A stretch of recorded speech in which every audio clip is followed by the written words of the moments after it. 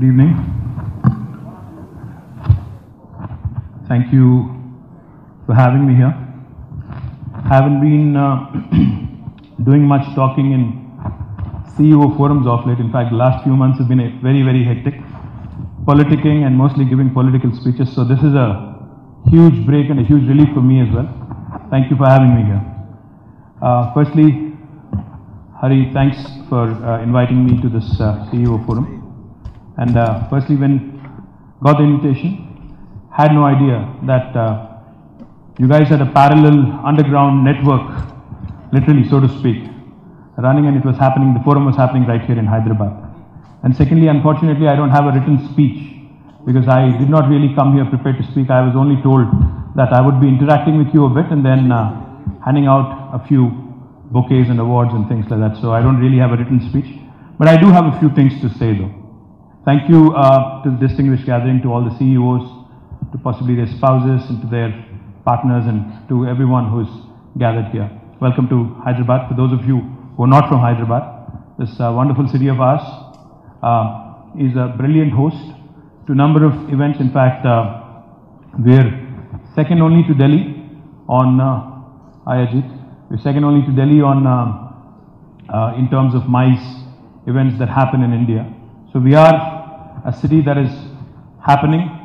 We call it Happening Hyderabad. So welcome. And I hope in the last couple of days you've experienced a bit of biryani, experienced a bit of khubani, and also have had the good fortune to flaunt your sherwani. If you didn't bring them with you, I don't know, but if you did, I hope you've had the privilege and luxury of wearing one of those as well. Many thanks.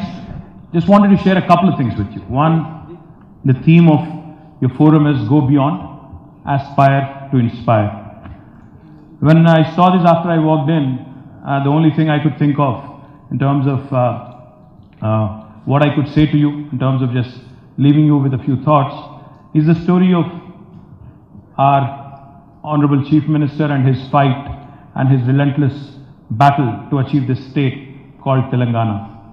About 18 years ago, in 2001, April, when our Honorable Chief Minister, now Chief Minister, back then a political leader, Sri K. Chandrasekhar Rao, had launched an outfit called Telangana Rashtra Samiti, wanting to fight for statehood for this region, the region of Telangana. A lot of people, including those belonging to this region, were completely dismissive. Nobody actually bought the story initially. Nobody said, this could happen. When he was trying to gather support, gather momentum, when he went about traveling, touring the entire landscape, the entire region, not many people gave him a chance. They said, this is a pipe dream, which may never happen. He kept, selling his story, he kept selling the idea of why Telangana and how this country, India, if you think about it, a country which had 30 crore people. When we got our independence back in 1947, back then we were 30 crores, but come 2001, we were already 100 crore plus. So our Chief Minister kept making a very logical case that India should reorganize itself, as the family grows. For instance, any one of us, when we are a student in our younger days, we typically tend to live in we tend to share our room with a classmate, or we tend to live in a studio apartment if you're a little well off, if your parents support you and all that. Then as the family grows, when you get married, you move into a slightly bigger apartment. And when the family grows further, when you have a few children, you tend to again reorganize a few shelves, you tend to reorganize a few rooms, and you tend to give one of the rooms, to your favorite children. And then as we grow, we tend to reorganize. Our Chief Minister made a case back then as the leader of agitation that India needs to think and India needs to reorganize.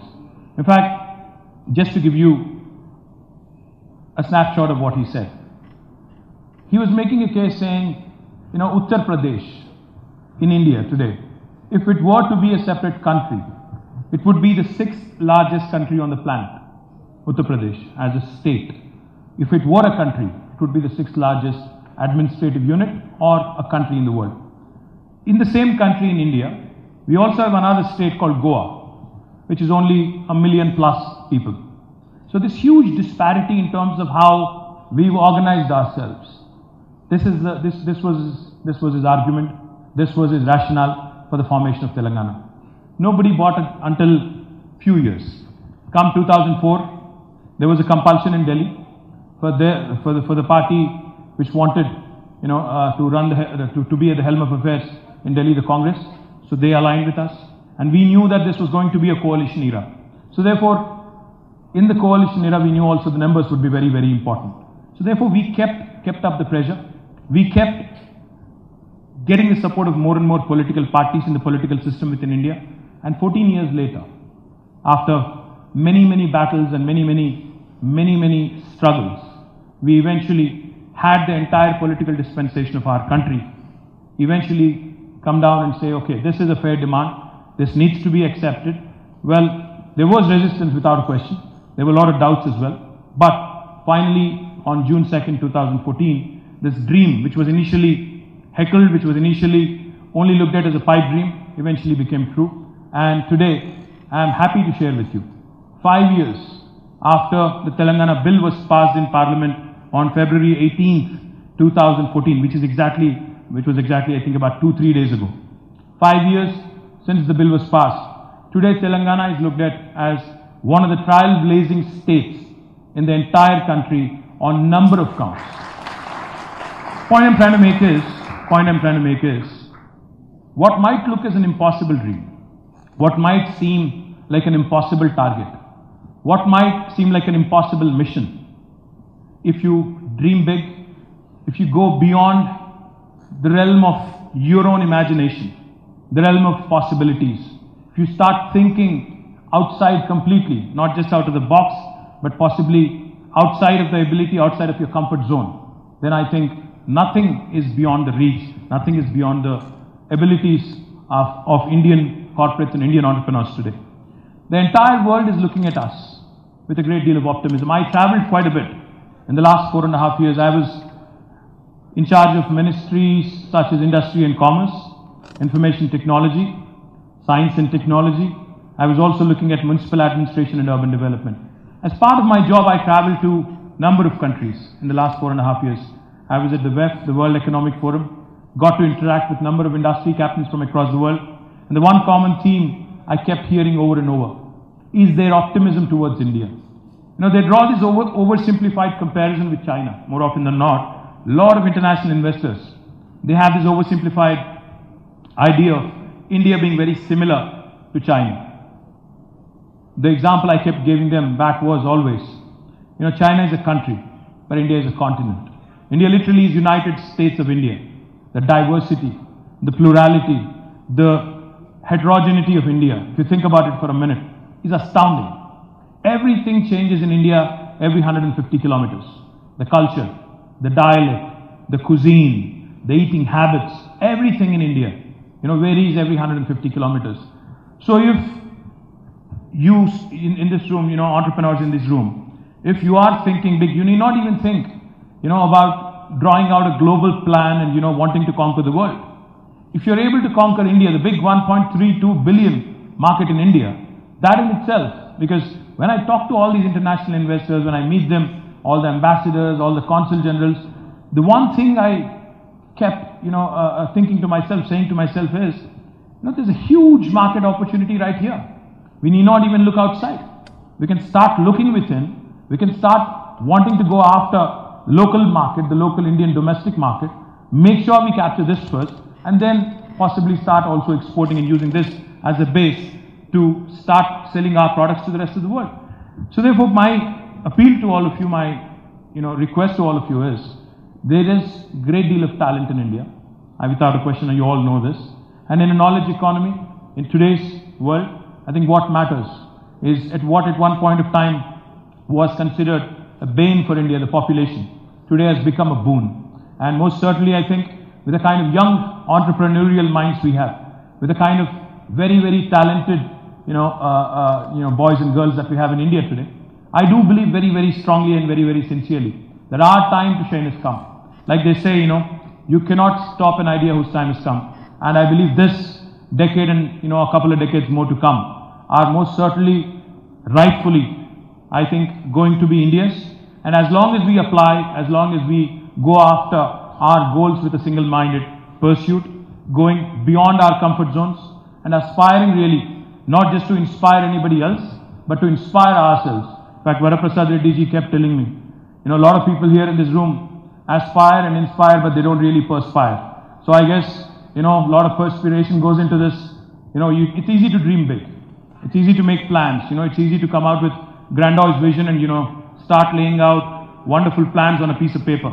But when it actually comes to execution, you'll need the support of progressive states. I'd be failing in my fiduciary responsibility if I don't pitch in for Telangana here. Because after all, I'm invited as representative of the state of Telangana. So therefore, let me also pitch in with a few things as to why you should choose a progressive, a dynamic state like Telangana to invest, to make your future investments. The reason why I say this is because while it is good to dream big, while it is good to think of setting up a large base in India, you'll certainly need a strong partner in the form of a local government, in the form of a local state, which understands your ambition, which understands your limitations, which understands the obstacles that might come in your way, and is still willing to work with you and make sure that you succeed. That is where Telangana has done an astounding job in the last 4.5, 5 years. As I have mentioned, our Honorable Chief Minister is a man who comes from the grassroots. He understood when he assumed office back in 2014 that before we start talking about big things, before we start talking about pushing satellites into space or having our own huge agendas, it's important to get the basics sorted. We started as a power deficit state, but within 6 months, our Chief Minister made sure that we become self-sufficient when it comes to electricity. Today, Telangana, in fact, is a proud state which is the number 2 producer of solar energy in the entire country. When we started off, we only had 35 megawatts of solar being produced from the state. But today we have more than 3,700 megawatts of solar power being produced from Telangana. And we believe that it will definitely go up to almost 5,000 megawatts in about a year's time from now. Land is a non-issue in Telangana. If you're looking for a piece of land, Telangana state is fortunate enough to have nearly 200,000 plus acres of land with the government, with the Telangana State Industrial Infrastructure Corporation. So you can walk in, you can get a piece of land allotted and start construction on day one. Electricity is a non-issue, land is non-issue, water supply. In fact, I must quickly tell you, the Telangana government it has been a brainchild of our Honorable Chief Minister, has conceived a program called Mission Bhagirath. No other state in India has done this. We are laying nearly 140,000 kilometers of pipeline in Telangana to provide a potable drinking water connection to each and every home. Come end of April this year, 2019, we would have achieved our objective, and out of this 140,000 kilometers of pipeline and more than 100 TMCs of water, 10% is also earmarked for industrial usage. So as a result, wherever you would like to set up your unit in Telangana, you are welcome, because you would have a water supply connection not too far from there. In fact, Mr. Varaprasad Reddy can also tell you an example of how dynamic our government has been. In fact, he's ran around a lot of governments in the past. Varaprasad Reddy Garu, for those of you who are not aware, he's a pioneer of biotechnology. He's the man behind, production of huge number of vaccines from our state, and a proud recipient of one of the highest civilian honors in our country, Padma Vibhushan, and a man we all look up to. And he has, in fact, also come forward and has been a goodwill ambassador for us across industry, across several people that he also knew very well in business community. The last thing I would say why you should be investing in Telangana. Telangana today has come out with a new policy, an act called TRS Pass. Unlike any other state in India, Gujarat, Maharashtra, Tamil Nadu, Andhra, Karnataka, name any, I can tell you with a lot of confidence that we possibly have the best industrial policy in the entire country. The reason why I say this is because of 3 things. One, in Telangana, if you want to start a construction of your factory or construction of your industry, you do not need to seek a clearance from the government. You do not need any clearance from the government. You can hit the ground running. You can start construction on day one. It's a process called self-certification. We believe and we levy a lot of faith in our investors. We repose a lot of faith in our investors. So through a process of self-certification, you can start construction, and then simultaneously you can put in a piece of paper or apply online saying this is the nature of my business. We only need that information for regulatory purposes. because we need to know who's doing business in our state. When you submit an application online, we promise all clearances in 15 days. If we do not deliver on the 15-day promise, because I'm sure many of you in this room are thinking, I've heard this one before, single windows, timely clearances, 15 days, 21 days, what's the big deal about Telangana? The big deal here is, if we do not deliver on the 15-day promise, by statute, by an enactment of our legislature, on the 16th day, it's a deemed approval. It's an automatic approval. No other state in India, including Prime Ministers, Gujarat, will tell you this. The third thing I would say, we all know in India, with all due respect, NVS, bureaucracy has been a huge hurdle to quick industrial expansion. All due respect. You're the exception, of course. In Telangana, in fact, our Telangana State Industrial IPAS Act allows for the government to levy a fine of rupees 1,000 per day to any bureaucrat who is held responsible for not clearing a file within 15 days. No other state in India, again, including Gujarat, will tell you this or will make this promise to you. The point I'm trying to make is, for those of you who are thinking this sounds too good to be true, does this work? It absolutely does.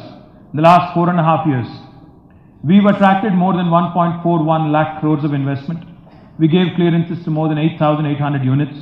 And we are a state that, in fact, was ranked number 1 on the EODB last year jointly with Andhra. This year we are number 2, a close miss at 0.09%. I think Chandrababu Naidu did something in Delhi, I don't know what, but I'm sure he did something. J.A. Chowdhury would agree with me, I'm sure. He's the advisor to Chandrababu Naidu, so I had to poke fun at him. But nevertheless, I'm glad my sister state of Andhra Pradesh is number 1.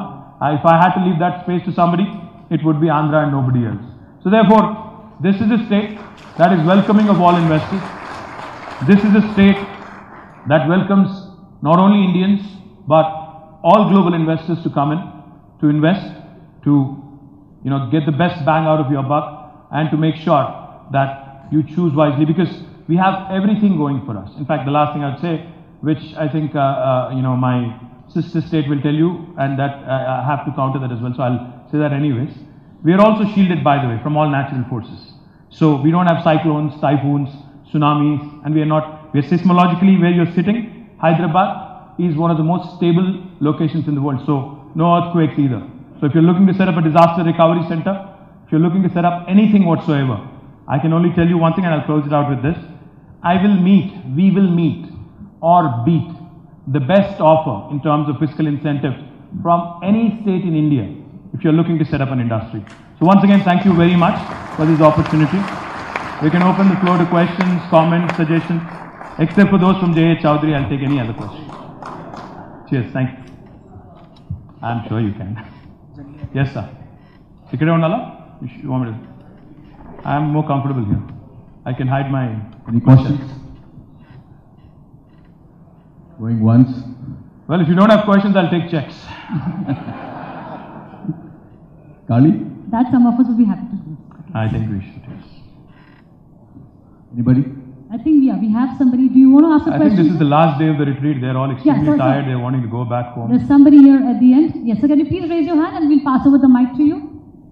Okay, go ahead. My name is Ajay Mukreja. I work with startups and I help them to scale up. I do appreciate all the great initiatives of T-Hub, and I'm also involved with some of them. Why don't you try and look at cross-border technology partnerships to solve bigger problems of India in your startup? See, we all know about the major problem of food, nutrition, water, drinking water, and even recycling wastewater. We know about problems. See, I understand all the IT-related and biotechnology startups that are going on are going to make an impact, but will not give employment, will not solve the problem. Why don't you try and look at this suggestion? I hope when you said cross-border, I hope you don't mean the cross-border I was thinking. Okay, we have bigger problems there, so I'm not going to go there. I think, see, the cross-pollination, of ideas from wherever, today's world, Ajay, I don't think it matters where the idea germinates. What matters is how you actually nurture it, how you actually evolve it into a prototype or a product, right?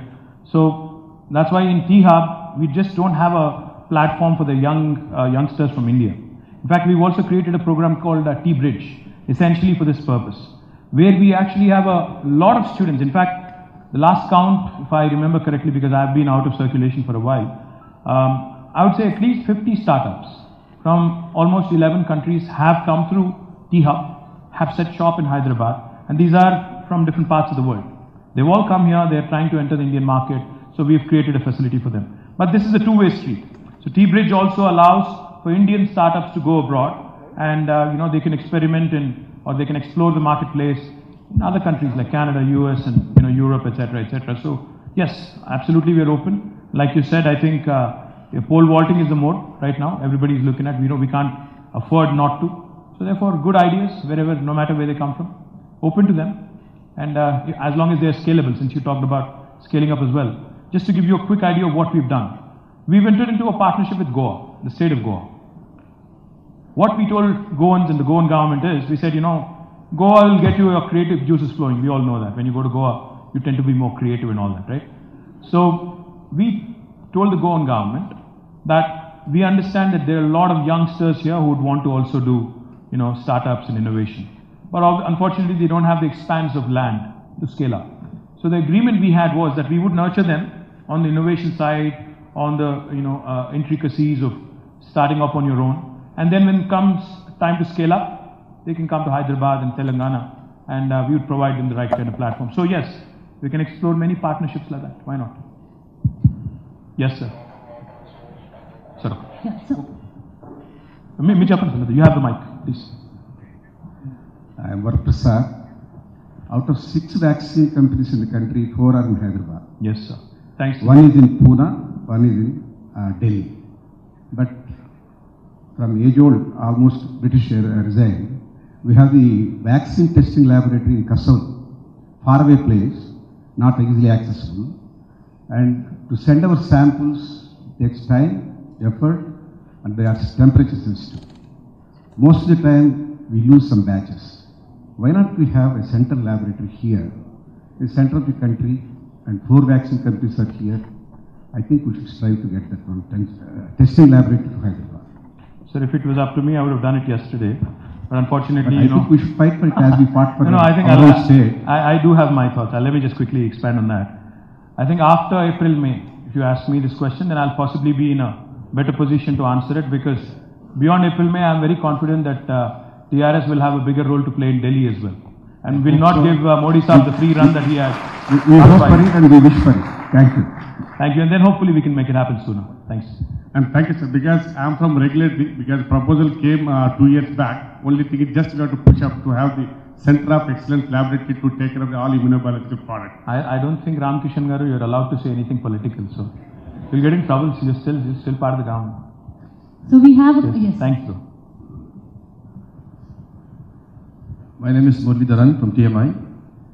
Sir, I think Telangana is leader in many things which you explained. But I think our biggest challenge is employment.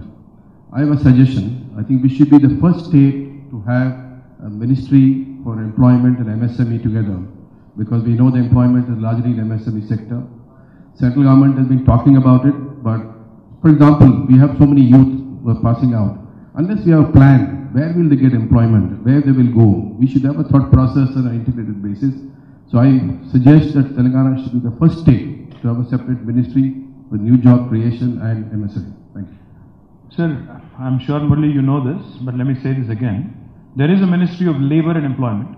There is also the Ministry of MSME. So these are 2 separate entities right now. MSME is part of the Industry and Commerce Ministry. Labour and Employment is part of the other ministry. So therefore, Labour, Welfare and Employment. The ministry is very much there, but like you said, I think a synergistic exploration of how we can create more opportunities is something that we should work together. In fact, as part of this effort, I'm happy to share with you, in about 400 acres of land, very close to Hyderabad, we have set up Telangana's first MSME park. And this would house nearly 400 plus MSMEs, all of them in one location. This is a place called Dandu Malkapur, which is very close on Vijayawada highway. And I do believe that there is room to do more, because I've seen the demand as industry minister, and we outran the land fairly quickly. So that gives me hope, that gives me confidence, that gives me a solid belief. The MSME, of course, is the way to go forward. But MSME also, Murali Garu, has a lot of intricate issues linked to it, because an MSME cannot survive without rock solid support from government and also financial institutions. And unfortunately, financial institutions have been extremely tough. They've been using the SARFAESI Act of RBI. RBI has issued guidelines, and banks and financial institutions have been ruthless when it comes to MSMEs in terms of invoking SARFAESI. So therefore, I have taken up the matter with RBI governor as well. In fact, I am possibly one of the few industry ministers from a state to have reached RBI and said, this is not the way to do it. In fact, you should actually help and ensure that, proper techno-economic viability studies are done when it comes to invoking this act. And without doing this, without any prudence, invoking this act will definitely suffer, will cause a lot of pain to these MSMEs. So it's not just about creating a park and inviting MSMEs to open shop. What's more important to me, in my mind, is to create that robust financial mechanism, financial support. They generate nearly 60% of employment that is provided by the total industry. It is also a fact. Many of them die fairly quickly because of lack of these support.